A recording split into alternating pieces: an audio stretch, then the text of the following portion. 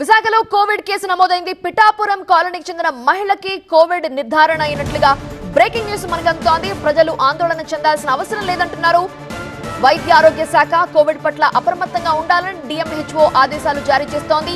Covid కేసులతో alert అయింది AP ఆరోగ్య శాఖ.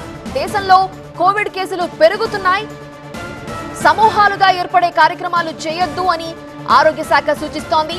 ఇక లక్షణాలు జ్వరం, దగ్గు, గొంతు నొప్పి ఉంటే వెంటనే కోవిడ్ టెస్ట్ చేయించుకోవాలని అధికారులు సూచిస్తున్నారు. రైల్వే స్టేషన్స్, బస్టాండ్, ఎయిర్పోర్టుల్లో సోషల్ డిస్టెన్స్ అలానే మాస్క్ ని తప్పనిసరిగా ధరించాలంటూ ఆరోగ్య శాఖ సూచిస్తోంది. ఇక విదేశాల నుండి వచ్చిన వారికి వెంటనే కోవిడ్ టెస్ట్ చేయించుకోవాలని సూచిస్తున్నారు. అధికారులకు ప్రత్యేక సూచనల్ని జారీ చేసింది హెల్త్ డిపార్ట్మెంట్.